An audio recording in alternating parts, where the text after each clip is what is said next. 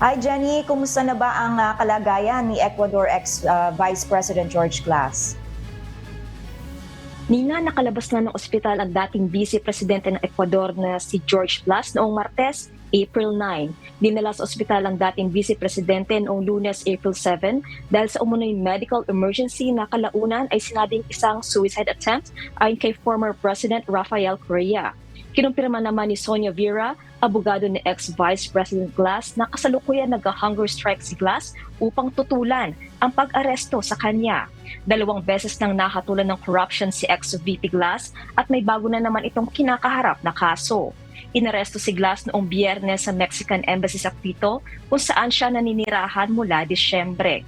Inakusahan naman ni Glass ang mga pulis na umaresto sa kanya ng pang-aabuso dahil sa paraan ng pag-aresto sa kanya. Hindi naman nagbigay ng pahayag ang Ecuador Police hinggil sa akusasyon na ito. Balik sa iyo, Nina. Jenny, ano ba ang update sa kaso ni ex-Vice President Glass? Nina, noong linggo ay nag-file na ng appeal of habeas corpus ang mga abogado ni Glass at nakatakda ang hearing ngayong hapon. Abangan natin, Nina, kung ano yung magiging resulta ng hearing na ito at patuloy tayo mag-aantabay ng updates hinggil nga sa kaso na ito ni ex-Vice President Glass. Nina. Salamat, Jenny Rico, mula sa Toronto, Canada, na isa sa may high concentration of Ecuadorian ethnicity sa Canada.